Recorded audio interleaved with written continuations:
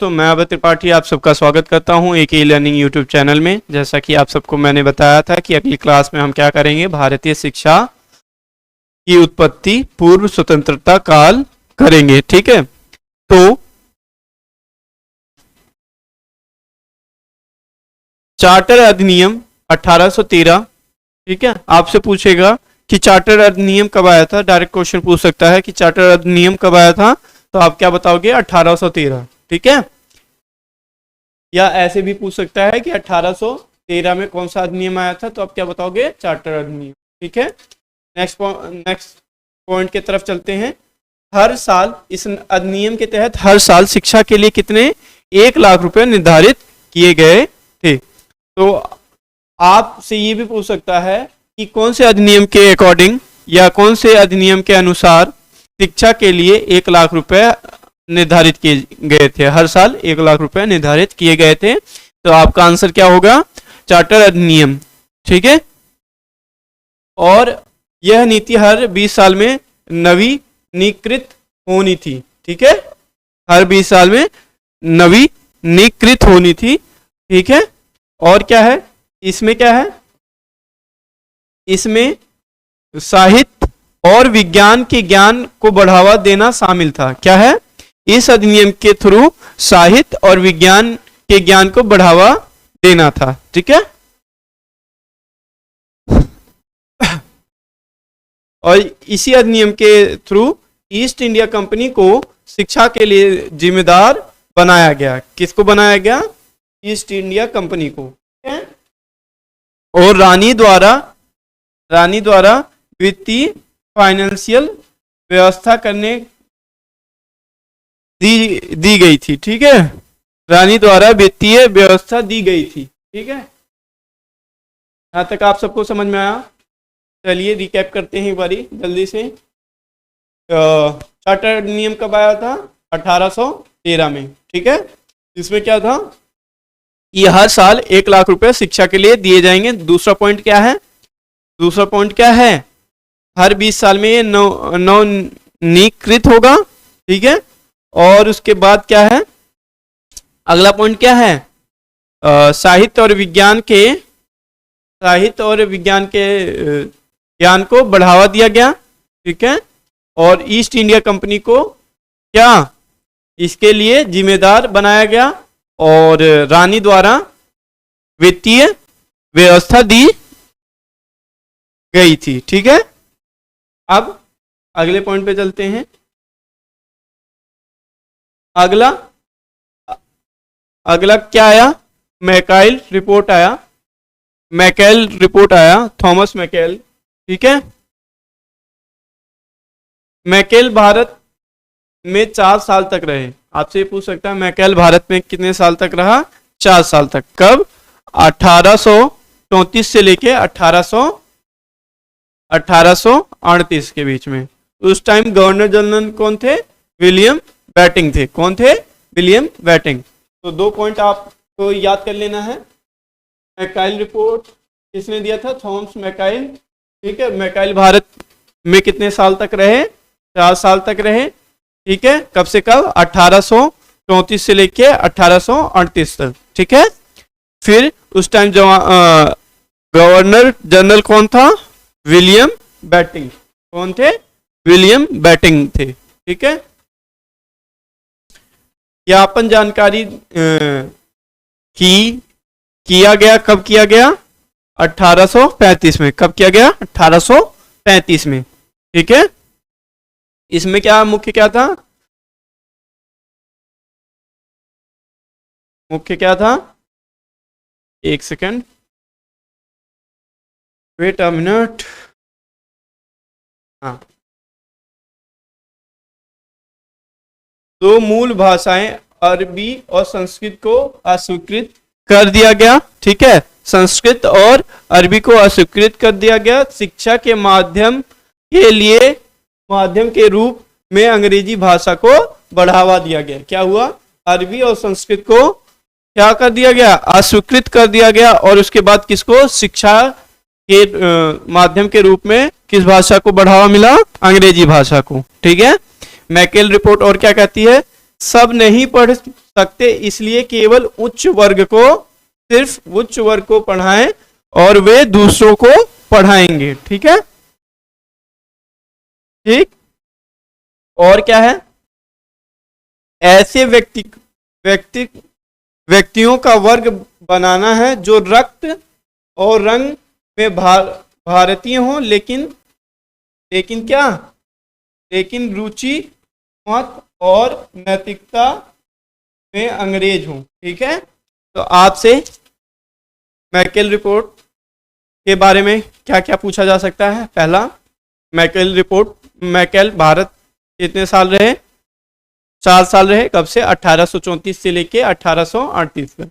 ठीक है, उस टाइम गवर्नर जनरल कौन थे, विलियम बेटिंग। ठीक है, और आपसे क्या पूछ सकता है, ज्ञापन जारी कब किया गया, जनवरी 1835।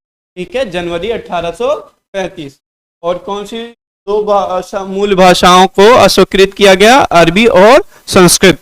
ठीक है, और अंग्रेजी के रूप में, भाषा के माध्यम के रूप में अंग्रेजी को बढ़ावा दिया गया। ठीक है, और इसी के थ्रू सब नहीं पढ़ सकते, इसलिए केवल उच्च वर्ग को पढ़ाएं, वे दूसरों को पढ़ाएंगे। ठीक है, और ऐसे व्यक्तियों का वर्ग बनाना जो रक्त और रंग से भारतीय हो, लेकिन रुचि, मत और नैतिकता में अंग्रेज हो।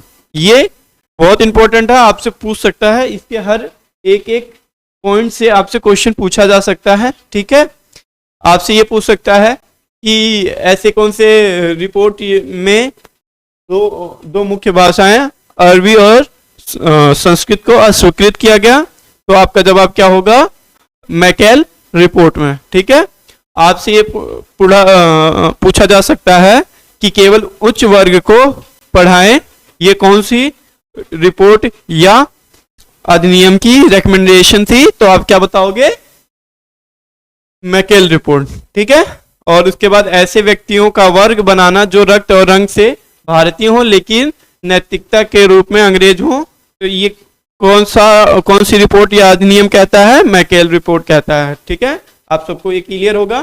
नेक्स्ट पॉइंट पे चलते हैं। नेक्स्ट कौन सा है, फिर आया वुड्स डिस्पैच आयोग। वुड डिस्पैच आयोग कब आया, 20 साल बाद, 1834 में 20 ऐड करोगे तो आपका क्या हो जाएगा, 1854। ठीक है, इसमें क्या हुआ,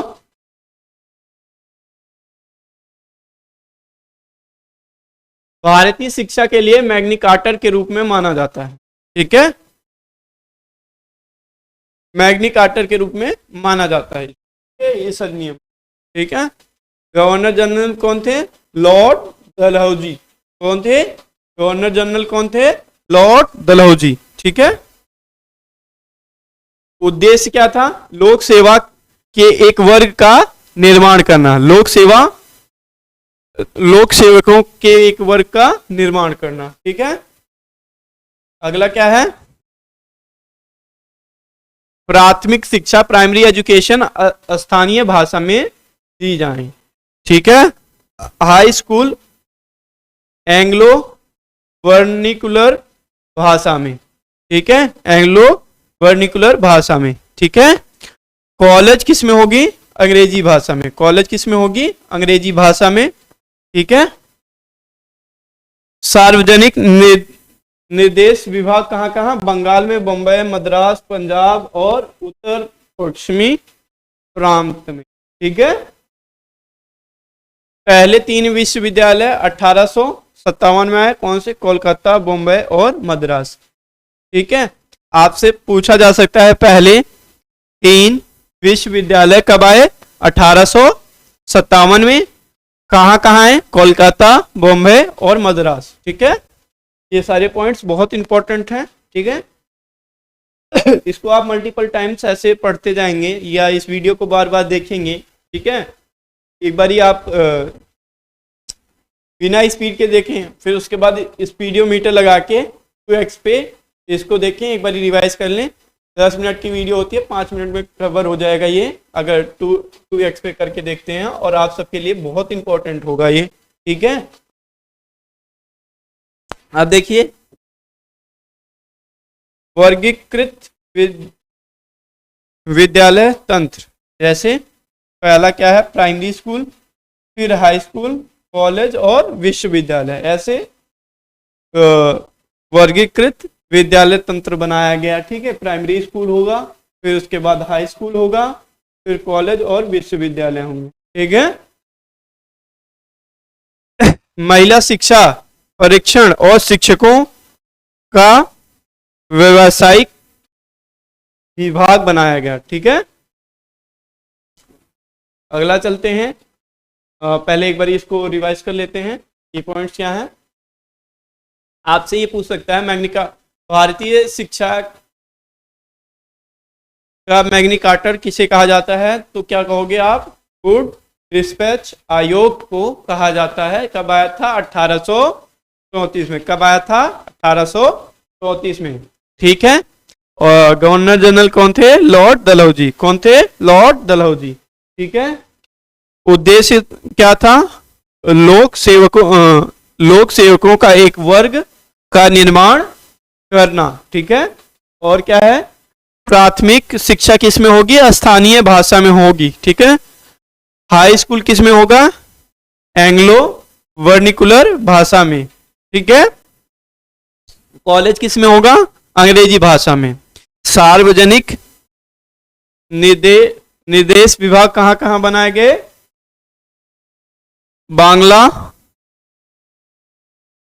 बंगाल, बॉम्बे, मद्रास, पंजाब और उत्तर पश्चिम प्रांत में। ठीक है।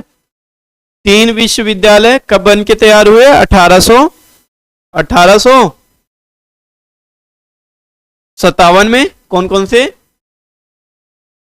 बॉम्बे, कोलकाता, मद्रास। ठीक है। ठीक है। स्कूलों का वर्गीकृत किया गया, जिसमें प्राइमरी स्कूल में प्राइमरी स्कूल, हाई स्कूल और किसमें, कॉलेज और विश्वविद्यालय में। ठीक है। फिर क्या है, महिला शिक्षा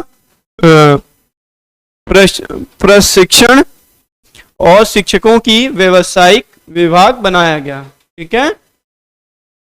अब नेक्स्ट पे चलते हैं। नेक्स्ट क्या है आपका, हंटर आयोग। हंटर आयोग कब आया, 1882 में। 1882 में कौन सा आयोग आया, हंटर आयोग। 1854 के आयोग के कार्यान्वयन की जांच करना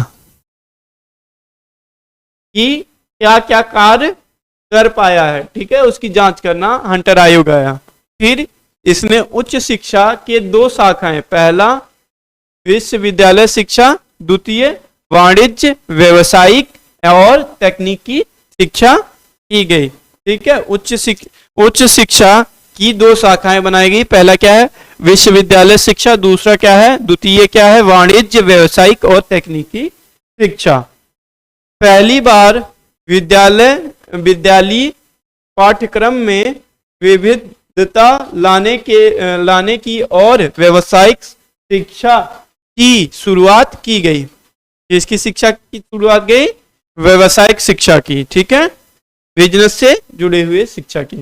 वास्तव में पूरी तरह से अनदेखा किया गया, इसको वास्तव में पूरी तरीके से अनदेखा किया गया। जिस हिसाब का काम होना चाहिए उस हिसाब का काम नहीं हुआ है। ठीक है, तो हंटर आयोग का रिकैप करते हैं। कब आया, 1882 में।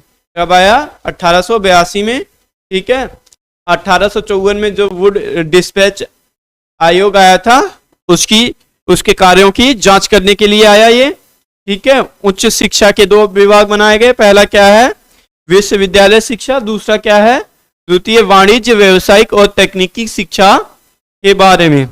पहली बार विद्यालयीय पाठ्यक्रम में विविधता लाने की और व्यावसायिक शिक्षा की शुरुआत की गई, और वास्तव में इसको पूरी तरह से क्या किया गया, अनदेखा किया गया। ठीक है, इस पे अच्छी तरीके से काम नहीं हुआ। ठीक है, नेक्स्ट पे चलते हैं। विद्यालय आयोग, विश्वविद्यालय आयोग कब आया? 1904 में आया। कब आया? 1904 में। ठीक है। आयोग की नियुक्ति कब हुई?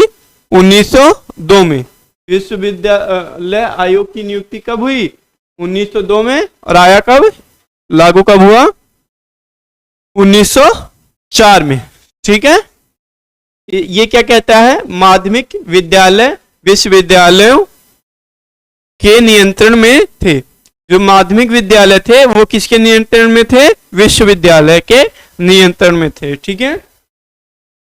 भारतीय विश्वविद्यालय अधिनियम 1904 स्कूल विश्वविद्यालयों द्वारा मान्यता प्राप्त होंगे। क्या कहा गया? कि जितने भी स्कूल हैं वो किनसे मान्यता प्राप्त, किनसे होनी चाहिए? विश्वविद्यालयों से। ठीक है। तो इसके बारे में हम रिकैप करते हैं। विश्वविद्यालय आयोग नियुक्त कब हुआ? 1902 में। ठीक है। आयोग आया कब? 1904 में। ठीक है। माध्यमिक विद्यालय विश्वविद्यालयों के नियंत्रण में थे। ठीक है। और सभी स्कूलों को विश्वविद्यालय द्वारा मान्यता प्राप्त होंगे। सभी स्कूल विश्वविद्यालयों द्वारा मान्यता प्राप्त होंगे। ठीक है। या होने चाहिए। ठीक है। सेंट्रल आयोग कब आया? 1817 में, सॉरी 1917 में। 1917 में कोलकाता विश्वविद्यालय आयोग भी कहते हैं इसको। ठीक है। साथ में आया। इसमें क्या है? इंटरमीडिएट की परीक्षा में उच्च शिक्षा विभाजन।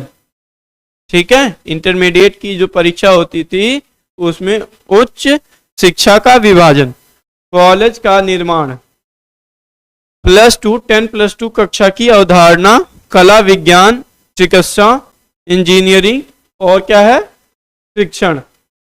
ठीक है। कॉलेज का निर्माण हुआ आफ्टर 12th का। शिक्षा बोर्ड की संस्थापना की गई। ठीक है। शिक्षा बोर्ड की संस्थापना की गई। तो सेंट्रल आयोग के बारे में देखते हैं। क्या? 1917 में आया। ठीक है। कोलकाता विश्वविद्यालय आयोग। ठीक है। इंटरमीडिएट की परीक्षा में उच्च शिक्षा का विभाजन। ठीक है। कॉलेज का निर्माण, 10+2 की अवधारणा, कला विज्ञान और चिकित्सा इंजीनियरिंग शिक्षण के ऊपर, और शिक्षा बोर्ड की संस्थापना की गई। ठीक है। आप सबको समझ में आ रहा होगा। ठीक है। अगले पे चलते हैं। हार्टोग समिति कब आई? 1929 में। शिक्षा की स्थिति की समीक्षा की। शिक्षा की स्थिति की समीक्षा की मतलब उस टाइम शिक्षा कैसी है उसकी जांच की। ठीक है। और ब्रिटिश भारत के शिक्षा का विकास, ब्रिटिश भारत के शिक्षा का विकास। ठीक है। मिडिल स्कूल चरण, स्कूलों में अधिक विविध पाठ्यक्रम उपलब्ध कराना। मिडिल स्कूल चरण हुआ जिसमें क्या है? स्कूलों में अधिक विविध पाठ्यक्रम उपलब्ध करवाना। ठीक है। मिडिल स्कूल चरण के अंत में लड़कों को औद्योगिक और व्यावसायिक कैरियर उपलब्ध कराना। ठीक है। क्या है? मिडिल स्कूल चरण के अंत में औद्योगिक और व्यावसायिक कैरियर उपलब्ध करवाना। और क्या है? माध्यमिक शिक्षकों को सेवा शर्त। ठीक है। सेवा शर्त। माध्यमिक शिक्षकों को क्या दिया गया? कि सेवा शर्तें दी गई। ठीक है। आज के लिए हम इस क्लास में इतना ही करेंगे, बाकी अगली क्लास में करेंगे। ठीक है। Thank you very much for watching this.